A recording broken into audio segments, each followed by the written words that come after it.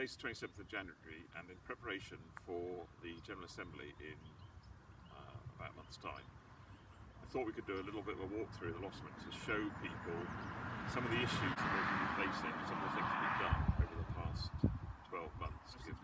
We put up some road signs. We think it's really important that people know that this development is private for two reasons. First of all, because it is private, and secondly, alert them to the fact that they are entering a shared use road, which is both used by aircraft and by cars.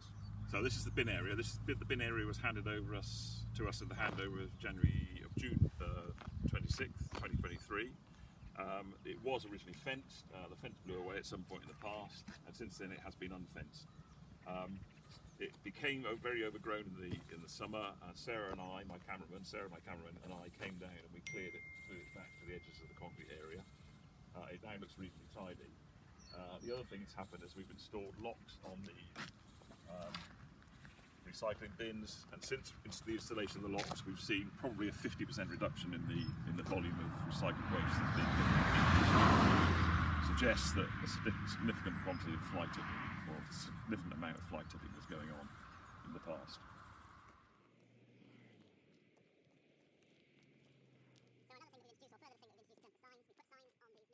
We've introduced, or further the thing that we've introduced in terms of the signs, we've put signs on these mini barriers on the side of the road. The barriers are frangible, they're portable, they can be moved around. We've obviously got a sign here telling people to keep out, and we've got a sign over there warning them that there's an aerodrome ahead. As we're moving down the tarmac road here, here's one area of damage to the road. There's significant areas of other damage to the road. Somebody, we don't know who's come and put some hardcore in for us, which is very kind of them. But obviously there's work that needs to be done on the road. In the past, somebody dug a ditch down the side of the road. So the ditch is back here, and that is roughly the edge of the road. The edge of the road is 5 meters wide, so it goes from about here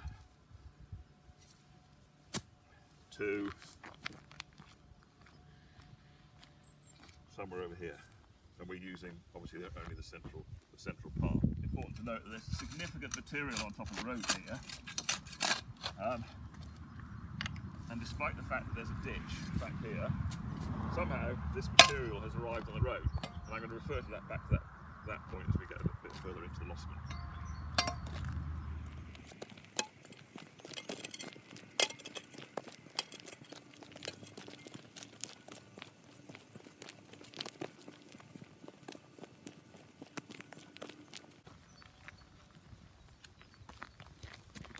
So this is a significant area of challenge.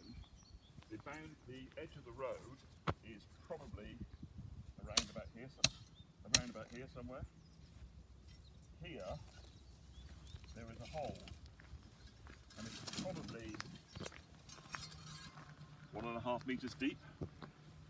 So the edge of the road runs through the middle of this hole. So the hole has its edge. Well, the edge of the road should be here. And in fact, it's over here somewhere. So, and in this direction, the hole goes out to here. So somehow this hole needs to be filled in. Part of it is on our land over there, part of it is on P2 land. And in the hole, there are pipes which were designed to supply services to the P2, which is on the other side.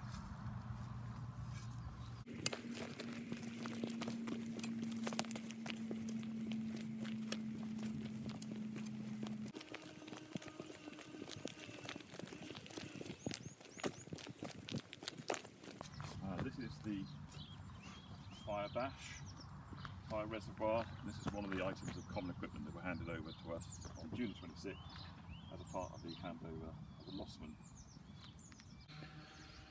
So also in this area we've got another sign. This is to advise drivers, A, aeroplanes have priority, and B, that they shouldn't drive over 20 kilometres an hour. The danger sign was erected at some point in our past, and obviously it's in need of some work and repair. We can then take a look at the stream. So Historically, the stream ran through the centre of the lodgement, and it was diverted at some point in the past and forms now a 90-degree bend in the corner here.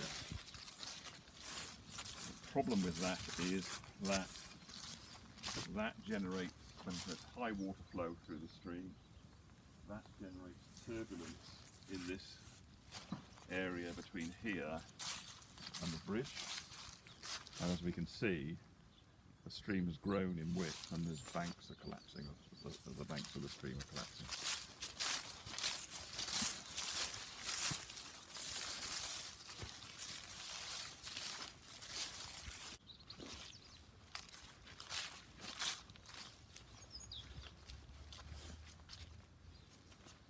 There are one or two issues that we need to talk about in terms of the plastic road. So the plastic road was installed. It's not recommended for installation in this kind of situation, so it's not recommended for an active road. It's designed more for parking areas and those kinds of things. So fundamentally the design is flawed. Following the installation of the foundations for the road, because there's essentially a concrete foundation that goes through underneath the road, following the installation of the foundations, at a later stage trenches were dug across the road by the builder, and so there are points all the way along the road. This is probably the most extreme example of where where those trenches were dug. There's been subsidence and the road surface is collapsing as a consequence of that. So this is the most extreme example of that.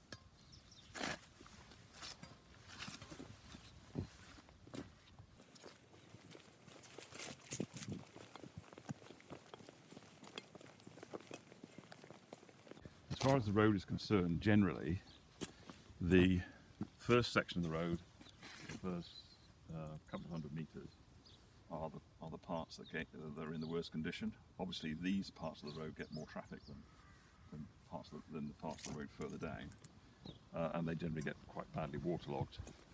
So this part of the road is in the worst condition. Here we've got another area of subsidence of the surface.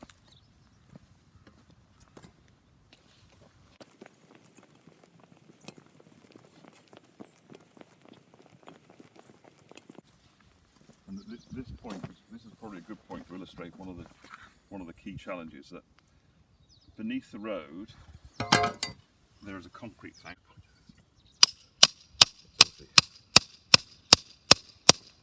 So, having reached this point here, I cannot hammer this in any further. There's concrete under here, and so grass grows a short distance,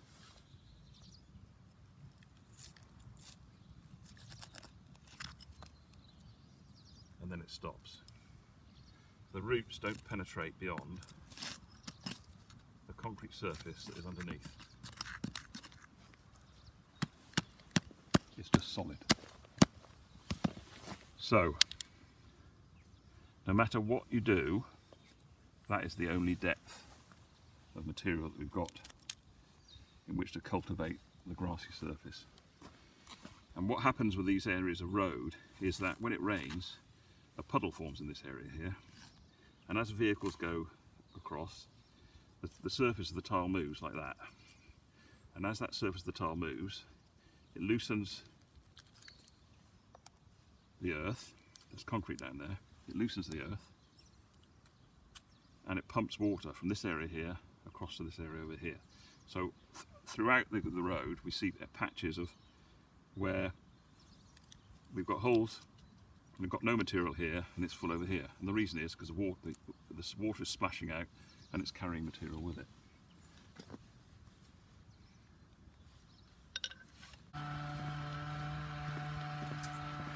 So in this place here, I go back to the earlier point I made on the tarmac road. Top of the road here, there is soil. Now nobody has put that soil there. It's just simply the action of water flowing across the road and carrying material with it that's covering up the road with soil. And it's not a small amount.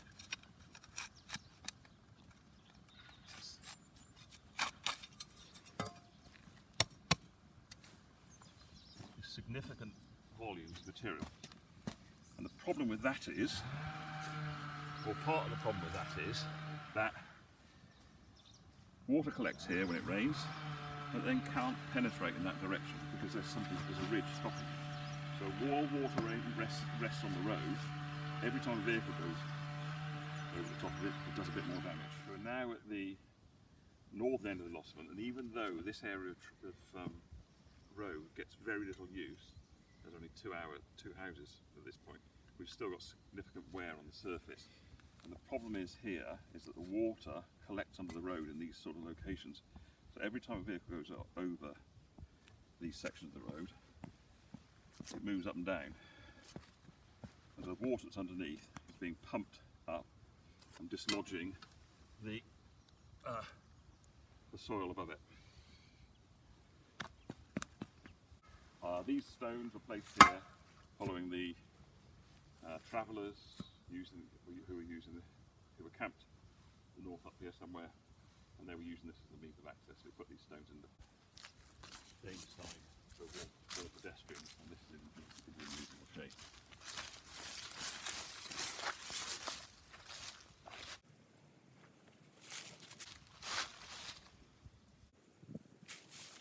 So we're now moving off the Lossman land and down towards the sewage treatment area.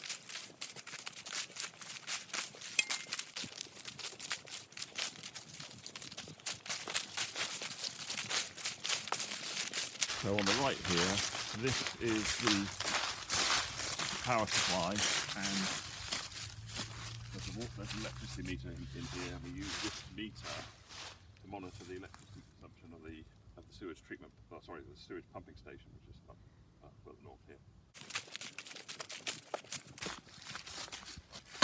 Underneath this lid, there's a drop of about 2 meters to the pipe that runs off the Lossman and down into the sewage treatment system.